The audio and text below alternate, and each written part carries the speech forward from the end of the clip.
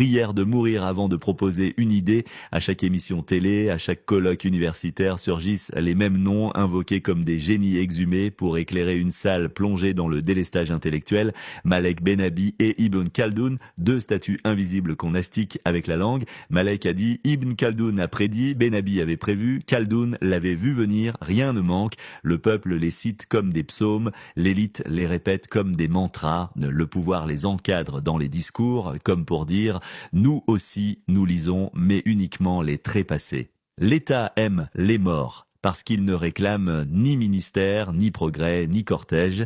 Les morts ne se présentent pas aux élections, ils ne montent pas de parti, ne créent pas de statut Facebook subversif. Ici, le respect commence à la tombe. On aime l'auteur algérien une fois qu'il a renoncé à respirer.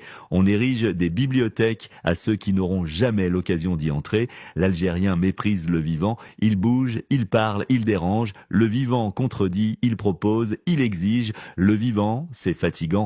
Alors on ressuscite les théoriciens du siècle dernier pour guérir les hémorroïdes d'aujourd'hui. Le pays est courbé sous le poids des épreuves, mais présente Al-Moukadima comme un manuel de premiers secours. La bureaucratie suinte, la jeunesse s'envole et quelqu'un dans un séminaire filmé en basse résolution proclame que la solution est dans les livres de Bennabi.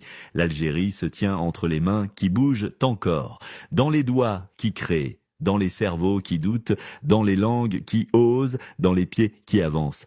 Ce ne sont pas les morts qui feront le pain, ni qui planteront les arbres, ni qui écriront les lois, ce sont les vivants, ceux qu'on ignore, qu'on insulte, qu'on soupçonne d'impertinence dès qu'ils ouvrent la bouche sans citer un philosophe en turban. Et lorsqu'un jeune écrivain tente d'écrire quelque chose, on lui répond Kateb Yassine, ça c'était un vrai écrivain, lui, Mouloud Mameri, Mohamed Dib, les piliers, les vrais, les colosses. Personne ne les lit, mais tout le monde les vénère. On prononce leurs noms comme des formules magiques, comme des mots de passe pour avoir l'air cultivé en société. Parfois, on les confond entre eux.